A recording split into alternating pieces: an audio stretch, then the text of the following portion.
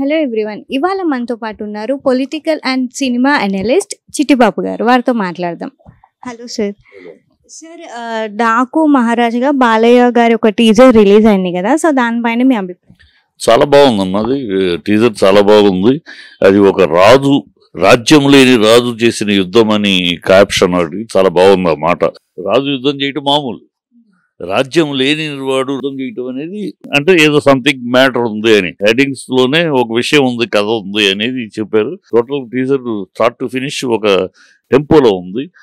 Definite గా మళ్ళీ ఒక పెద్ద హిట్ కొట్టే అందులో డైరెక్టర్ బాబీ కూడా అమ్మా సినిమాకి చాలా సెన్సిబుల్ డైరెక్టర్. అంతకుముందు అతను తీసిన సినిమాలు కూడా అన్నీ ఒక సెన్సిబుల్గా ఏదో గాలిపోగు చేసి 6 పాటలు 5 సాంగులు అనే పద్ధతి కాకుండా కథా కమాంశం దాంట్లో ఏదో విషయము ఉండి తీస్తాడు. సెన్సిబుల్ డైరెక్టర్ కనుక డెఫినెట్ గా వన్ ఆఫ్ ది రాబోయే బ్లాక్ బస్టర్స్ లో ఒక బ్లాక్ బస్టర్ గా దాన్ని ఎంచుకోవచ్చు. అంటే బాలయ్య గారి మూవీస్ అనగానే మొత్తం అసలు వైలెన్స్ కానీ అట్లా యాక్షన్ సీన్స్ ఎక్కువ ఉంటాయి కదా, సో ఈ మూవీ ఎలా ఉండబోతుంది? యాక్షనే కదమ్మా బాలయ్య సినిమాల్లో.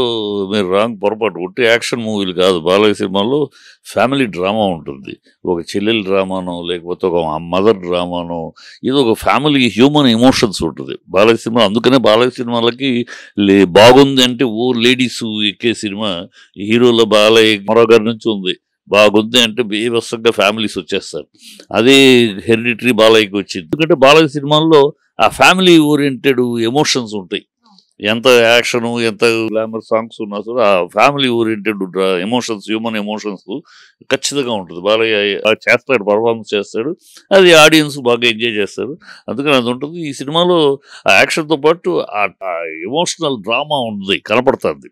షార్ట్స్లోనే కనపడుతుంది. ఎమోషనల్ డ్రామా ఉంది. అది బాలయ్యకి కరతలా మలక. బాలయ్య చేతికి అలాంటి దొరకాలి కదా, దొరికితే దున్నేస్తాడు కదా. సో ఖచ్చితంగా దీంట్లో ఆ దున్నేసే అవకాశాలు, దున్నేసే సన్నివేశాలు ఉన్నాయని నేను ఆశిస్తున్నాను. ఎందుకంటే ట్రైలర్ చూసినప్పుడు ఆ ఇంపాక్ట్ కనపడుతుంది. ఏదో మంచి బరువైన ఎమోషన్స్ ఉన్నాయని బాగా కనపడుతుంది. సో డెఫినెట్గా it will be blockbuster డెఫినెట్గా.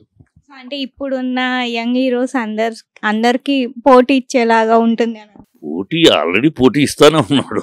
ఇక్కడ కొత్తగా అయితే ఉంది, బాలయ్య పోటీ ఇస్తానే ఉన్నాడు. ఇంకా స్టిల్ గోయింగ్ స్ట్రాంగ్ అన్నట్టే ఉన్నాడు. అప్పటికీ బాలయ్య చెప్పే డైలాగ్, బాలయ్య చెప్పగలిగే ఎమోషన్, బాలయ్య చూపించగలిగిన ఎమోషనల్ పర్ఫార్మెన్స్ ఎవరున్నారు చేయటానికి? తక్కువ చేయటం కాదు, ఆ మ్యాటర్లో బాలయ్య పైనే ఉన్నాడు.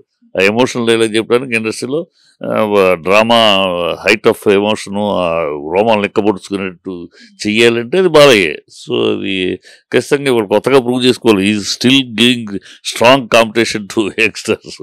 వాళ్ళు యంగ్స్టర్స్ అమ్మ మనం ఇలా డైలాగ్ చెప్పగలమా, మనం ఇలా చేయగలమా అని వాళ్ళు కంగారు పడే పరిస్థితులు ఉన్నారు. అయితే బాలయ్య కాదు, Balayya is giving tough competition, still going strong అంతే. అయితే ఈ మూవీలో ఎవరైనా అంటే న్యూ హీరోయిన్స్ ఉన్నారా, లేకపోతే ఉన్న వాళ్ళతోనే తీసారా? న్యూ హీరోయిన్స్ ఉన్నారు అనుకుంటున్నాను నేను. బట్ పెద్ద ఫ్యాక్ట్ కదా. బాలయ్యకు ఉన్న అడ్వాంటేజ్ ఏంటమ్మా, బాలయ్య పక్కన ఏ హీరోయిన్ అని ఆలోచించరు జనాలు. బాలయ్య మిగతా కొంతమంది హీరోల కంటే ఈ కాంబినేషన్ అయితే ఆ కాంబినేషన్.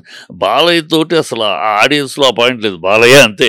బాలయ్య పక్కన ఎవరుంటే వాళ్ళు హీరోయిన్, ఎవరున్నా సరే వాళ్ళు యాక్సెప్ట్ చేసేస్తారు. బాలయ్య ఈ కాంబినేషన్ అయితే బాగుంటుంది, ఈ కాంబినేషన్ చూడాలి అని కోరుకోరు.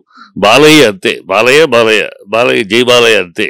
ఏ బాలయ్య ఎవరున్నా దే యాక్సెప్ట్ ఇట్. అంతేకాని ఇది కాంబినేషన్ ఉండాలి కనుక అది పెద్ద టాపిక్కే కాదు నా ఉద్దేశం. బాలయ్య సినిమాల్లో హీరోయిన్ ఎవరు అని పెద్ద పట్టించుకోవాల్సిన అవసరం లేదు. ఎవరున్నా హీరోయిన్స్ చల్తా వెళ్ళిపోతూ ఉంటుంది. సక్సెస్ కోరుకోవడం బాలయ్య పక్కన ఉంటేనే చాలు అంతే. అంటే మొత్తం ఫోకస్ అంతా బాలయ్య గారి పైన ఉంటది కాబట్టి అంతే, బాలయ్య మీద ఉంటుంది. బాలయ్య రొమాన్స్ చేసినా కూడా బాలయ్య మీదే ఉంటుంది.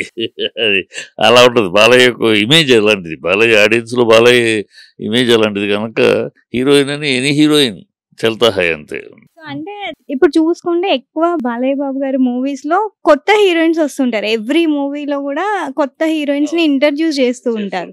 సో అది వాళ్ళకి అడ్వాంటేజ్ అవుతుంది. అంతేగా వాళ్ళకి స్టార్డమ్ వస్తుంది.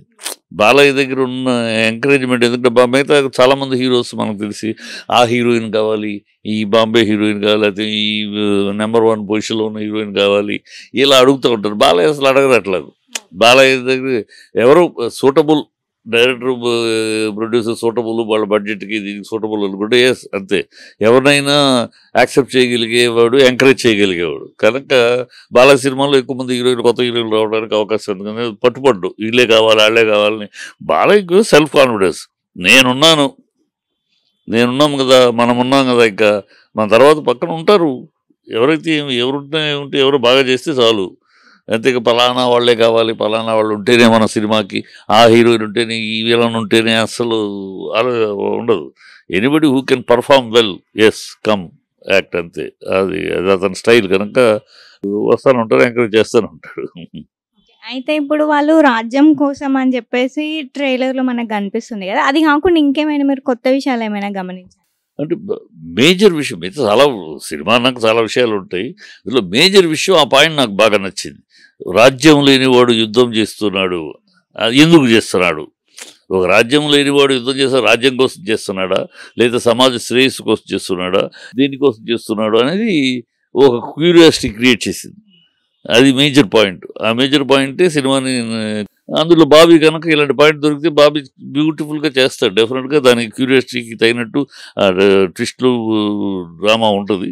ఖచ్చితంగా ఆ పాయింటే హైలైట్. అది తన మూవీస్‌లో ఎక్కువ చూసుకుంటే మనం సాంగ్స్ ఒక డిఫరెంట్ ఎక్స్‌పెక్టేషన్స్ ఉంటాయి. అంటే హై లెవెల్‌గా ఉంటాయి. సో, ఈ మూవీలో కూడా అలా ఉంటాయా? లేకపోతే అంటే ఇది రాజ్యం కోసం అట్లాంటి ఒక టాపిక్ గదా! సో, సాంగ్స్ ఎలా ఉంటాయండి? ఖచ్చితంగా ఉంటాయి. బాలయ్య దాంట్లో నవరసాల పాటలు ఉంటాయి. ఒక డ్రామా సెంటిమెంటల్ ఉంటుంది, సెంటిమెంట్ పర్ఫార్మెన్స్ ఉంటుంది, ఒక రొమాంటిక్ ఉంటుంది. ఖచ్చితంగా బాలయ్య ఉంటే రొమాంటిక్ సాంగ్ కావాలని ఆడియన్స్ కోరుకుంటారు కదా, బాలయ్య సాంగ్ కావాలి కనుక ఉంటాయి. అవి కూడా ఉంటాయి. అన్ని రకాల సాంగ్స్, అన్ని రకాల ఎమోషన్స్ ఉంటాయి. నవరసాలు నిండిన సినిమాగా అనిపిస్తుంది నాకు. ఆ ట్రైలర్ చూసినాక నవరసాలు ఉన్నాయి. దాంట్లో ఎమోషన్ ఉంది, రొమాన్స్ ఉంది, సెంటిమెంట్ ఉంది, ఎంటర్టైన్మెంట్ ఉంది అనేది అన్నీ కనపడుతున్నాయి ఆ చిన్న దీంట్లోనే. So there is something in it, there is something waiting for that అన్నట్టు ఉంది. ఎదురు చూడండి, దీనిలో ఇస్తున్నాం ఒక మసాలా, ఒక బూస్ట్ ఇస్తున్నాం అన్న ఇది కనపడుతుంది. So hope for it. Okay sir. Thanks.